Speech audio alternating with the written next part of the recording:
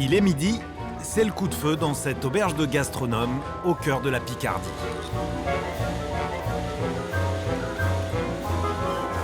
Alexandre Gauthier est un jeune chef. À seulement 28 ans, il vient de décrocher sa première étoile. 3, 4. On va mettre 4, ça fait beaucoup. Mais 4, 4 gènes ou 2, tu vois. Pour surprendre sa clientèle en quête de nouveautés, le chef a une arme secrète. Un ingrédient précieux, rare, qu'il conserve dans une pièce à l'écart.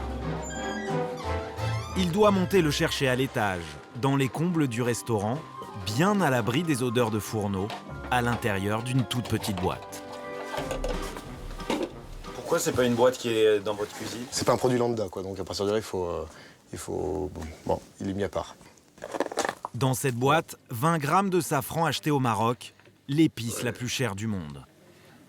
Là, il est bien sec, hein, mais bon, on voit ce côté rouge, orangé. Mais c'est tellement particulier comme odeur qu'on peut pas se tromper, quoi. Ça sent quoi? Il y a une odeur un peu sucrée, un peu suave derrière qui fait voyager. Ça fait voyager, ça c'est évident, De retour en cuisine, le chef prépare une entrée de sa création. Ah, on a fait une recette avec le potiron, donc qu'on a taillé, qu'on a râpé, et après qu'on a mis en copeaux. Un coquillage qu'on a ouvert, cru. Et la petite touche qui va faire toute la différence. Voilà le safran. Voilà, donc là on laisse comme ça, en général on met 2-3, j'en ai un petit peu plus. 2-3 c'est tout, c'est pas beaucoup. C'est très puissant, hein. Dès qu'on l'aura en bouche, il va amener une chaleur, un côté un peu sucré et très floral en bouche, qui fait que le plat, le potiron sera toujours présent, mais va prendre des dimensions différentes, bouchée après bouchée. 3 pistils de safran qui suffisent à sublimer un simple potiron. Le safran. L'or rouge, comme on le surnomme, tout le monde en a entendu parler, mais rares sont ceux qui l'ont déjà goûté. Et pour cause, ces minuscules filaments coûtent une fortune. Le safran est l'aliment le plus cher du monde, plus cher que la truffe ou le caviar. Il atteint jusqu'à 35 000 € le kilo. Et pour ce prix-là, le consommateur n'est même pas sûr de ce qu'il achète. Nous avons découvert que cette épice est aujourd'hui la plus fraudée. Ça sent pas trop le safran, ça. Pourtant, à la base, le safran est un vulgaire oignon qui coûte à peine 30 centimes d'euros. Mais une fois par an, il se métamorphose en fleurs violettes. Et c'est là que se cache le fameux pistil rouge vif qui vaut de l'or. Pourquoi le safran coûte-t-il si cher? L'épice fait-elle la fortune de tous ceux qui la cultivent? Quelles sont les arnaques et comment les déjouer? Nous sommes partis sur la piste de l'épice la plus chère du monde.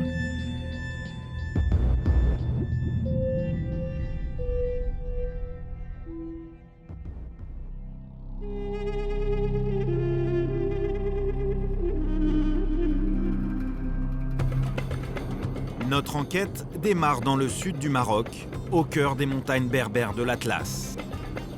Une région très austère, l'endroit idéal pour faire pousser du safran, 2000 mètres d'altitude, des hivers froids et des étés chauds. Ici, les paysans cultivent chaque année 2 tonnes de safran. Le Maroc est le 4e producteur mondial derrière l'Iran, l'Inde et la Grèce.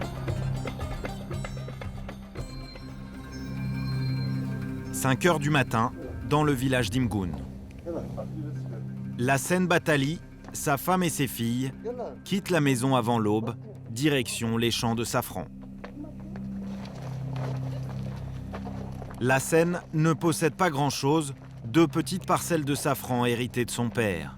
Dans sa famille, on vit du safran de génération en génération.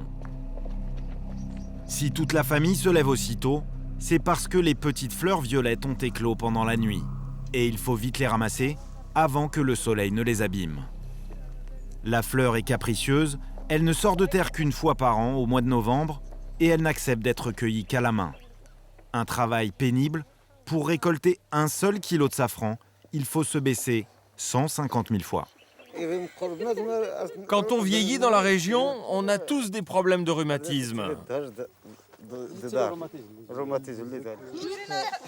Regardez mes mains, elles sont toutes abîmées à cause du froid.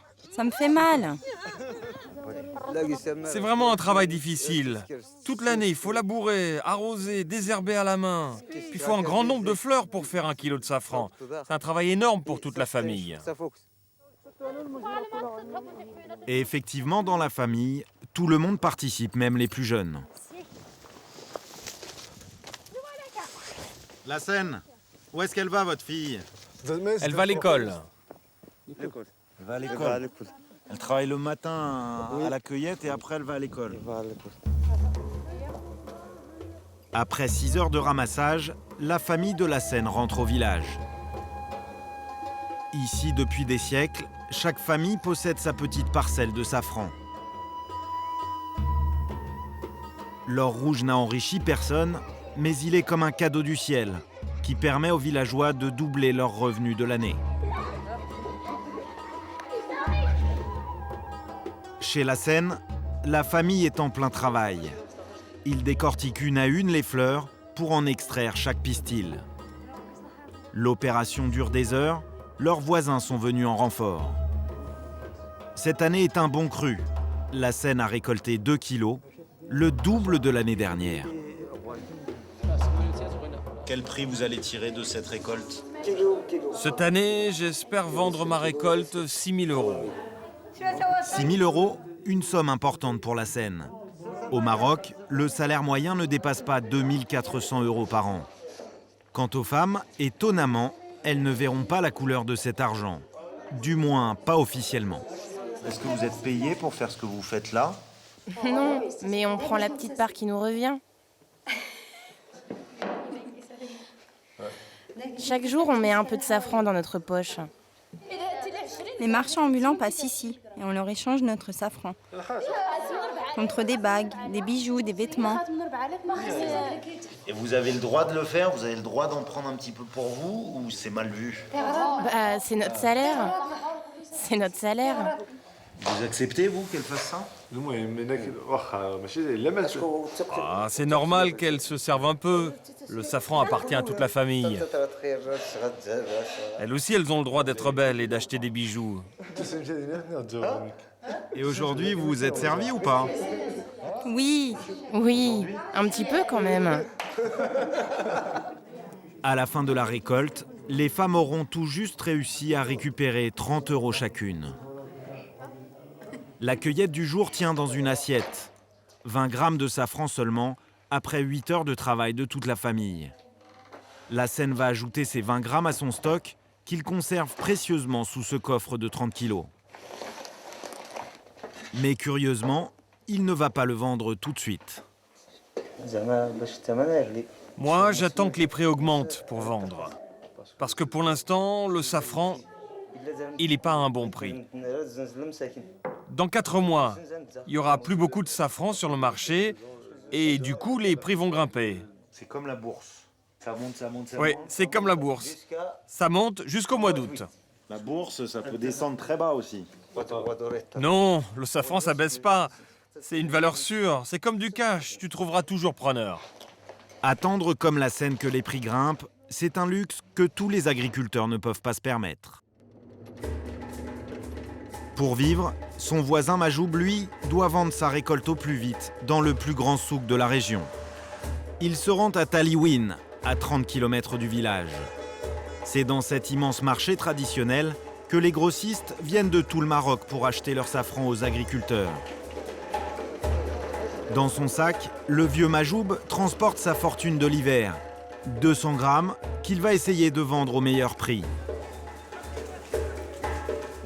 Bonjour, ça va bien? Combien tu l'achètes, toi, le safran? C'est 1,60 € le gramme. Non, c'est 1,70 €, c'est ça le bon prix.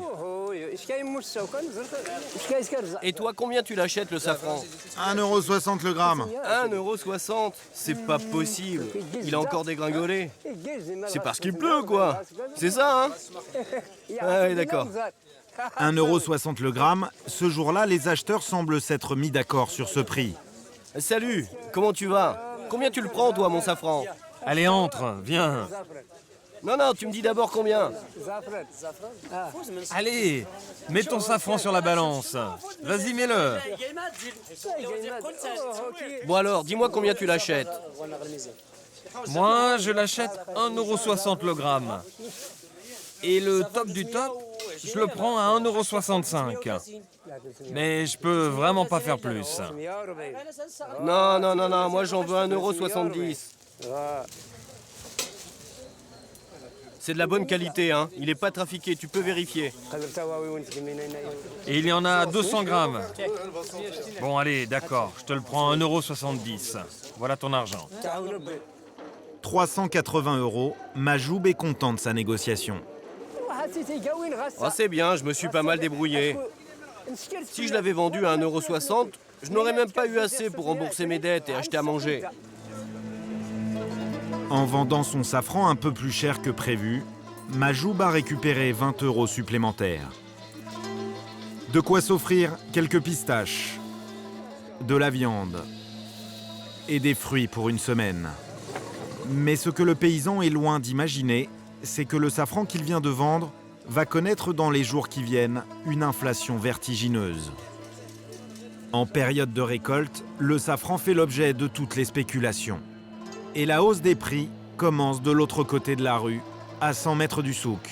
Le même safran est revendu 2 fois plus cher aux touristes. Entrez.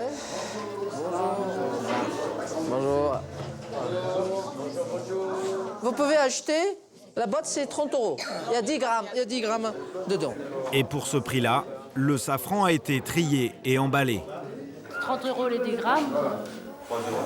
Bon, ça fait 3 € le gramme. C'est vrai que c'est cher, mais on l'achèterait quand même en France. Je ne l'achèterai pas. À 3 000 € le kilo, le stock de safran vaut une fortune. Plus question d'une simple caisse en bois comme chez Lassène le paysan. Ici, c'est un vrai coffre-fort blindé.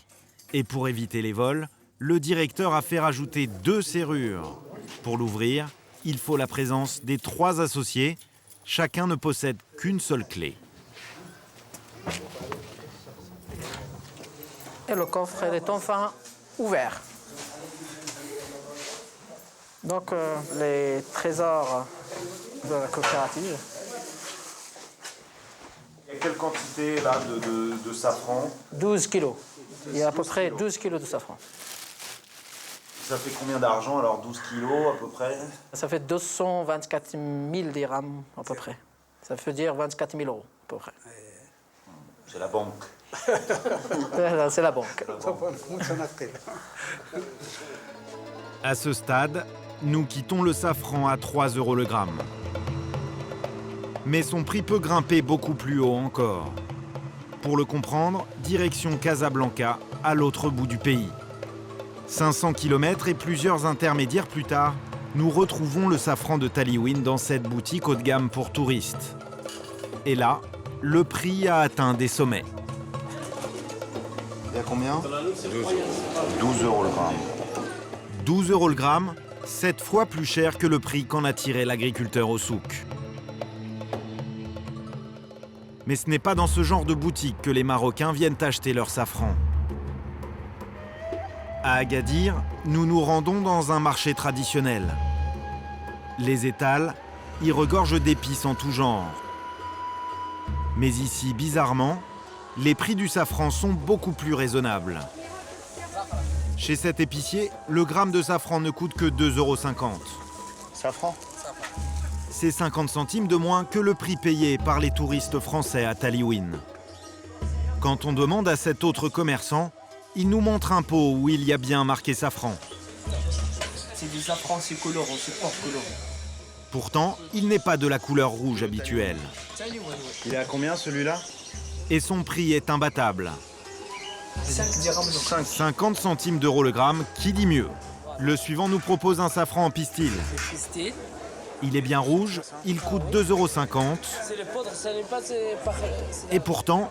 Ça sent pas trop le safran, ça, hein? Non, c'est le safran. Intrigués, nous décidons de faire analyser ces produits dans un laboratoire.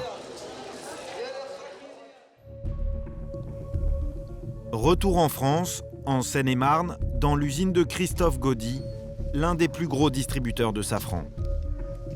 Il en importe 2 tonnes par an et le revend sous forme de dosettes dans les hypermarchés français au prix moyen de 3 € le gramme.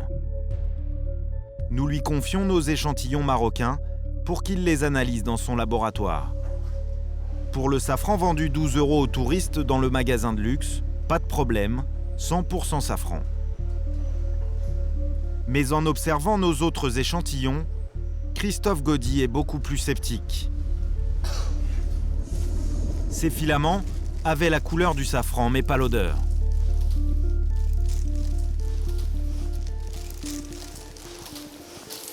Donc là, bon, il n'y a pas besoin de beaucoup d'analyse pour être effrayé. Quand on voit ces espèces d'amas comme ça, qui sont ni de la longueur du safran, ni de l'épaisseur d'un safran, sont des fibres végétales. Ça n'a rien à voir avec du safran. Alors, je ne suis pas très rassuré parce que vous ramenez ça du Maroc. D'habitude, je mange le produit. Jusqu'au jour où, quand on a fait les analyses, on s'est rendu compte que j'avais mangé un produit qui était totalement, je dirais, dangereux, cosmétique, qui n'avait rien d'alimentaire. Donc, depuis cette époque, je me méfie. Méfiant, bon, mais curieux quand même. Mon assurance d'essai va peut-être marcher. Hein. Ça a un goût indescriptible. Vraiment, je confirme que c'est un goût d'épices type souk marocain. Un petit goût boisé, comme si c'était un petit copeau de bois.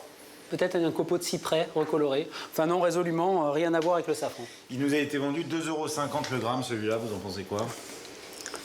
Bah, que je devrais changer de métier et vendre ça. Peut-être que j'aurai la Ferrari devant la société. L'échantillon suivant, cette poudre orange très bon marché que l'on nous a vendue 50 centimes d'euros. Donc là, bon, ça n'a résolument pas la couleur du safran. Il y a 2 produits qui me viennent à l'esprit, du curcuma ou du paprika. Il n'y a pas de doute, c'est du paprika. Maintenant, on va ouvrir cet échantillon numéro 3. Enfin, le safran en sachet. Alors là, cet échantillon numéro 3, déjà, vous voyez le cellophane. Vous voyez des taches rouges, jaunes dans le sachet. C'est pas du safran, parce que vous avez des taches carrément rouges. Donc là, on sait, avant même d'avoir étalé le produit et d'avoir même ouvert le sachet, que déjà, c'est pas du safran. Donc là, quand vous regardez ce produit-là, vous êtes quand même relativement content, parce que si vous avez payé ça aussi 25 dirhams, c'est bien. Parce que contrairement au produit de tout à l'heure, ça c'est un vrai stigmate, ça c'est un vrai stigmate, ça c'est un vrai stigmate. Cette fraude est plus élaborée, car au milieu des brindilles, il y a bien du vrai safran. Électroastigmate. Donc ça, c'est le genre de fraude qu'on trouve assez fréquemment, parce que c'est une fraude qui a pour but de vraiment même avoir des gens qui connaissent un petit peu le safran. Donc là, bon, j'estime que vous êtes fait avoir à moitié. Enfin, dans tous les cas, il perd l'appellation safran du fait de ce rajout. Entre-temps, l'analyse scientifique confirme le diagnostic de Christophe Gaudy. Les 3 échantillons sont tout sauf du safran. Dans l'un des sachets, il y a bien des copeaux de sapin.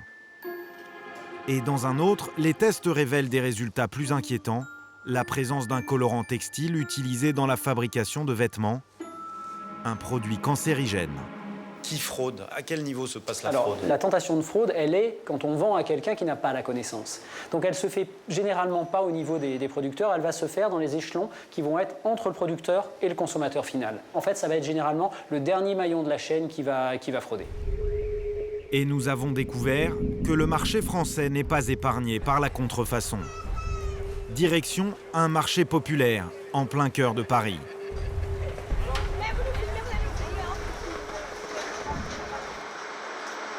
Bonjour, vous vendez du safran s'il vous plaît?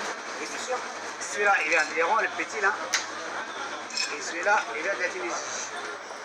Après analyse, il s'avère que le safran vendu par cet épicier est en fait un mélange de fibres végétales et de colorants alimentaires.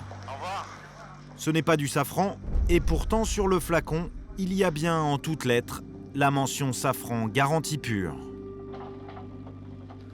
Nous retrouvons exactement le même produit fraudé dans un autre magasin parisien. Bah, je vais prendre ces 2-là du coup. Bah écoutez, merci beaucoup. Bonne soirée. Pour tenter de savoir d'où vient la fraude, nous nous rendons au siège de l'entreprise qui commercialise ces flacons. Il s'agit d'un grossiste qui distribue des fruits et des légumes secs, ainsi que des épices.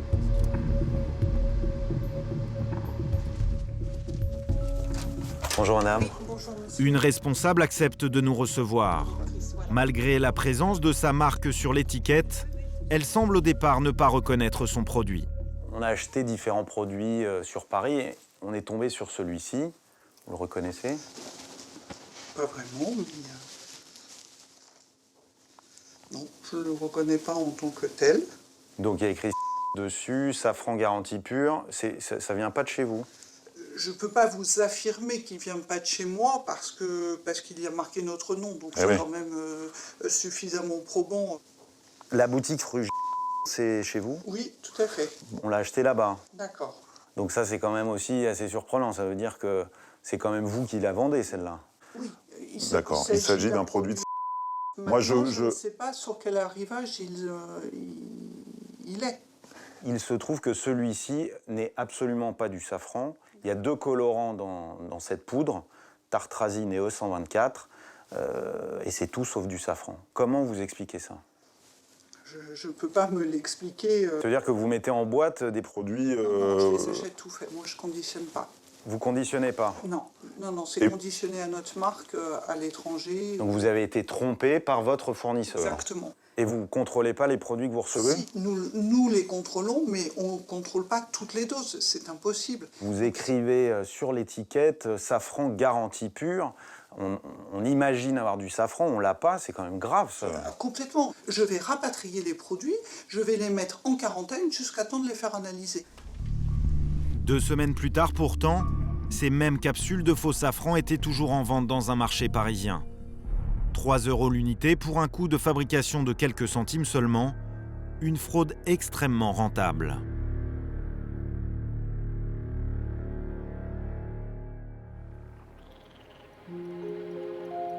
Depuis quelques mois, des agriculteurs d'un nouveau genre ont réintroduit la culture du safran en France, alors qu'il avait disparu depuis la Révolution.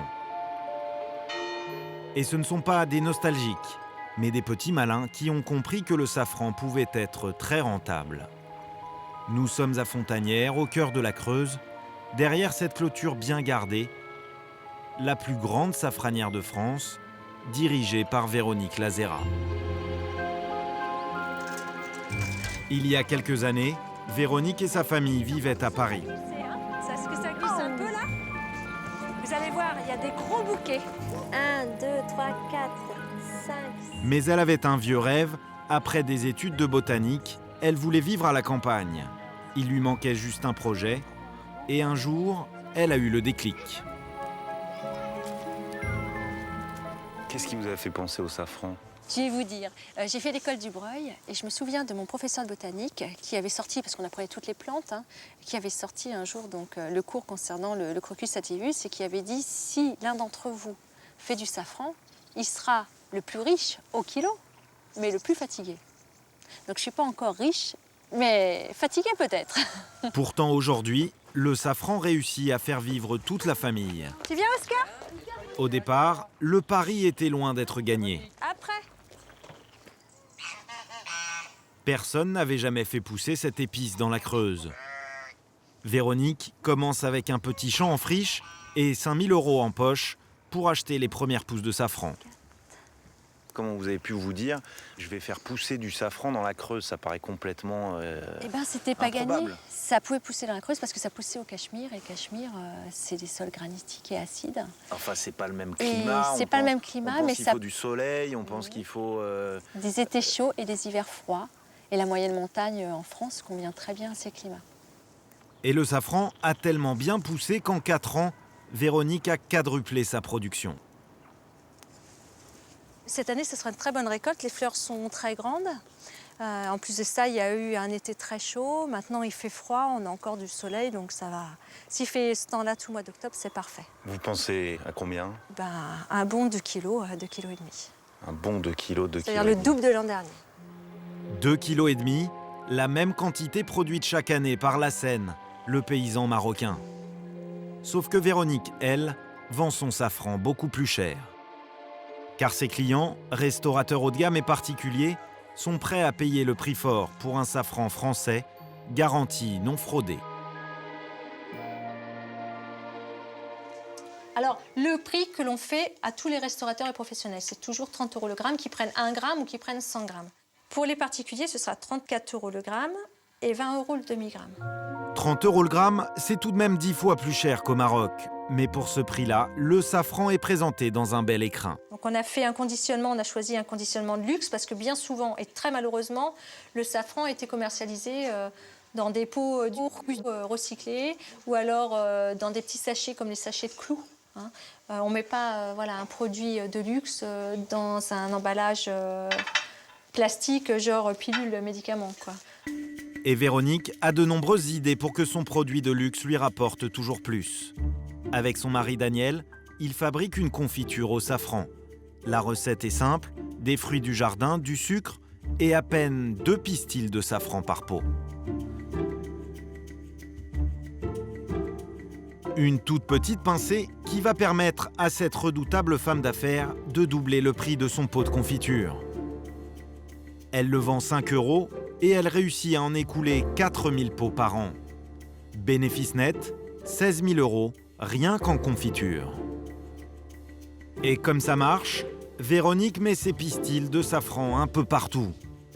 Elle a convaincu des artisans de la région de rajouter son safran dans des produits inattendus. Dans du nougat, dans du chocolat et même dans du foie gras. Des produits qu'elle vend directement aux consommateurs. 3 fois par semaine, Véronique ouvre sa safranière au public. Il y a des retraités qui viennent me prendre du safran pour aller à la pêche.